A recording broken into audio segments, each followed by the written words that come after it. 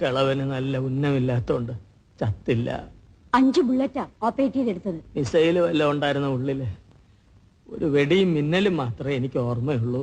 പുറത്ത് പോലീസുകാർ നിൽപ്പുണ്ട്. അവരോട് അകത്ത് കയറി വരാൻ പറ. മോഷണ ശ്രമത്തിന് കേസ് ഫയൽ ചെയ്തിരിക്കുക. അതൊന്ന് മാറ്റി കൊലക്കേസാക്കി എന്നെ ഒന്ന് തൂക്കിക്കൊല്ലാൻ